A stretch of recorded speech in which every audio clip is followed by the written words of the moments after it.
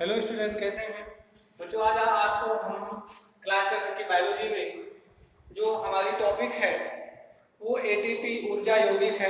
ATP है ना, energy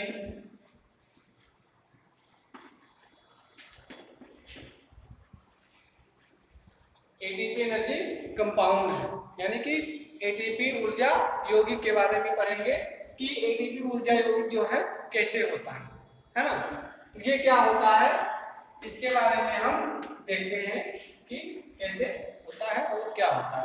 वैसे हम देखते हैं कि प्रकाश संश्लेषण की क्रिया में क्या होता है। प्रकाश संश्लेषण क्रिया में कार्बन डाइऑक्साइड, जल, पर्णहरित तथा सूर्य के प्रकाश के अलावा अनेक प्रकार के जो एंजाइम होते हैं और रासायनिक पदार्थ होते हैं वो भाग लेते हैं, है ना।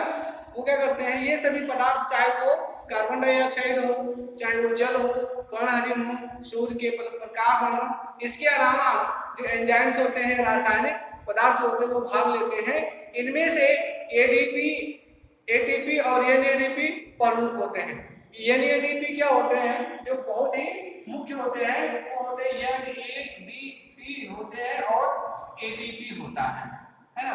निकेटिनोमाइड एनिडाइन्यूक्लियोटाइड फास्फेट होता है और ये एडेनोसिन ट्राइफास्फेट होता है ना।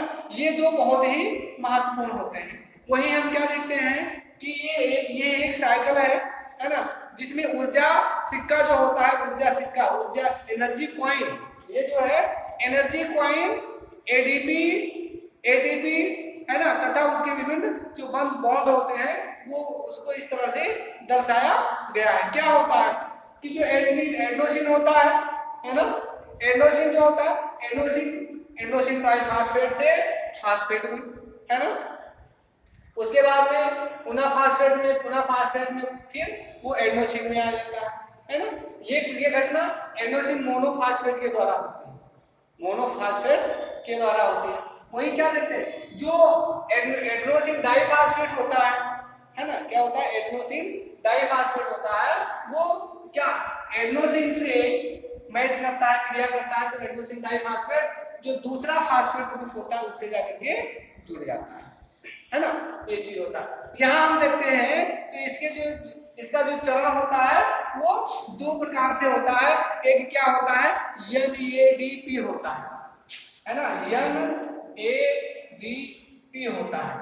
अब एनएडीपी क्या है, एनएडीपी क्या है, यह है निकोटिनामाइड एडेनिन डाइन्यूक्लियोटाइड फास्फेट होता है। निकोटिनामाइड एडेनिन डाइन्यूक्लियोटाइड फास्फेट होता है ना।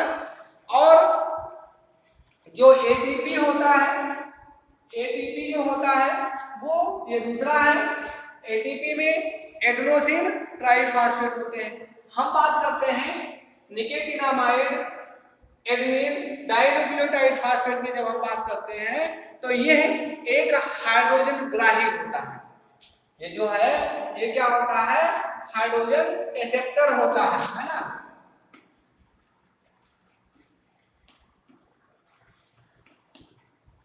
हाइड्रोजन एक्सेप्टर होता है, हाइड्रोजन ग्राही होता है, जो हाइड्रोजन को ग्रहण करके, जो किसे हाइड्रोजन को ग्रहण करके, है ना, एनएडीपी इंटू 2H बनाता है। जब ये हाइड्रोजन को ग्रहण करता है तब ये क्या बनाता है, एनएडीपी इंटू 2H में बदल जाता है। क्यों, क्योंकि ये हाइड्रोजन को ग्रहण कर लेता है तो ये हाइड्रोजन इससे आकर के जुड़ जाता है, तब ये एनएडीपी इंटू 2H का निर्माण करता है। ठीक है। अब ये यहाँ पर देखते हैं, ये है हाइड्रोजन के साथ, है ना, ये जो है हाइड्रोजन के साथ में क्या करता है, ये हाइड्रोजन के साथ कार्बन डाइऑक्साइड के अपचयन से पुनः एनएडीपी में परिवर्तित हो जाता है। जब इसका जो हाइड्रोजन है वो कार्बन डाइऑक्साइड के साथ में क्या होता है, अपचयित होता है, तब यहाँ से जो हाइड्रोजन आयंस होते हैं वो क्या होते हैं, विलुप्त हो जाते हैं, गायब हो जाते हैं, समाप्त हो जाते हैं, जिससे ये पुनः किस अवस्था में आ जाता है, अपनी पूर्व अवस्था में आ जाता है ना। ये चीज होता है। वहीं जो दूसरा होता है, दूसरा क्या होता है, वो एटीपी होता है। एडिनोसिन ट्राइफॉस्फेट होता है। अब एडिनोसिन ट्राइफॉस्फेट क्या है? एडिनोसिन जो है, एडिनोसिन की जो राइबोज शर्करा है ना, एडिनोसिन की राइबोज शर्करा से जो फास्फेट है ना अणु है, उसके जुड़ने से एडिनोसिन मोनोफॉस्फेट का निर्माण होता है। जब एटीपी से क्या जुड़ता है? एडिनोसिन से क्या होता है? राइबोज शर्करा, एडिनोसिन की जो राइबोज शर्करा है उससे जब फास्फेट अणु जुड़ते हैं तब ये एडिनोसिन मोनोफॉस्फेट में परिवर्तित हो जाते हैं। ये किसमें चेंज हो जाता है? Change into AMP, adenosine monophosphate में ये बदल जाता है। अब यहां देखते हैं कि इससे बने बंध में ऊर्जा जो होती है वो संचित रहती है। इससे बने बंध में क्या होती है? जो ऊर्जा होती है वो संचित रहती है ना, संचित रहती है। इसे जो है निम्न ऊर्जा बंध के नाम से जानते हैं। जिसमें इसकी ऊर्जा बंधित होती है उसे क्या कहते हैं?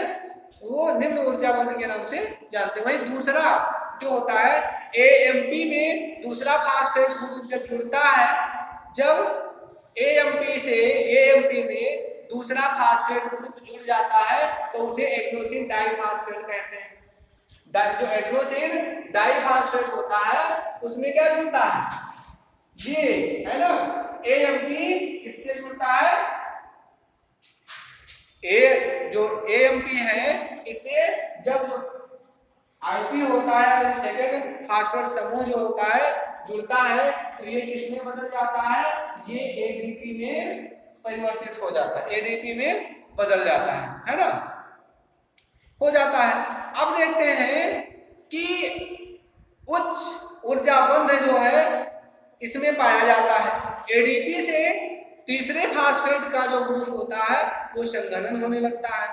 तीसरे फास्फेट का ग्रुप जो होता है वो एडीपी के साथ में क्या होता है? संघनित हो जाता है। तब इसके द्वारा क्या बनता है? एडीपी से एटीपी का निर्माण होता है। जब इसका तीसरा जो फास्फेट समूह है एडीपी से संघनित होता है तो वो किसका निर्माण करता है? यानी कि एडिनोसिन ट्राइफॉस्फेट का निर्माण करता है। इसमें दो ऊर्जा वाले जो है बंध होते हैं। इसमें क्या होते हैं? इसमें दो ऊर्जा बंध पाए जाते हैं। फिर देखते हैं जब भी किसी अभिक्रिया के लिए ऊर्जा की इन्हें आवश्यकता होती है ना, इनको ऊर्जा की आवश्यकता होती है, उस समय जो एटीपी है वो टूट करके पुनः किसमें बदल जाता है? एटीपी जो है ये टूट करके एडीपी में और प्लस फास्फेट समूह में, फास्फेट में ये परिवर्तित हो जाता है, बदल जाता है ना।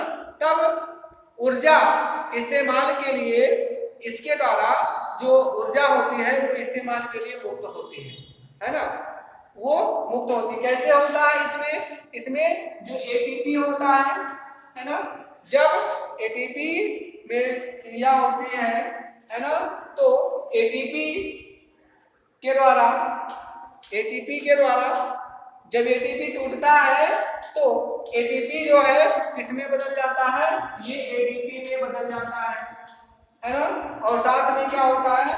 इनऑर्गेनिक जो फास्फेट होते हैं या फास्फेट समूह जो होता है वो इससे अलग हो जाता है और साथ में एनर्जी भी उत्पन्न होती है, ऊर्जा भी उत्पन्न हो जाती है। इस प्रकार से हम क्या देखते हैं कि और एटीपी, इस प्रकार एटीपी कोशिका में विभिन्न प्रक्रियाओं के बीच ऊर्जा समन्वय स्थापित करती है। और एटीपी जो होती है वो सभी यानी अलग अलग कोशिकाओं में ऊर्जा के बीच में समन्वय स्थापित करती है, जिससे वो कोशिकाएं क्या होती हैं? वो स्वस्थ बनी रहती है ना। ये चीज होता है। अब हम देखते हैं कि इसी में ये चीज जो आपको ये जो फिगर दिखाया जा रहा है इसमें एडिनोसिन जो होता है ना, एडिनोसिन मोनोफॉस्फेट के साथ में क्रिया करके अब ये इसमें परिवर्तित होता है ना, क्योंकि इसमें जो है एक दूसरे से कोई ना कोई चीज जो है आकर के जुड़ जाता है। एडिनोसिन से फास्फेट, फिर फास्फेट है ना, तो वो किसमें कन्वर्ट होता है? एटीपी में होता है। और जो एडिनोसिन होता है वो एएमपी के साथ में क्रिया करके क्या करता है? एडीपी में परिवर्तित होता है, तो वहां से भी जो फास्फेट समूह होते हैं वो पुनः अलग होते हैं। ठीक है, तो ये चीज होता है एटीपी एनर्जी कंपाउंड में। ठीक है, इसको अब जो है आप लोग इसको देखें और इसको तैयार करें, तब तक हम दूसरी चीज के बारे में बताएंगे।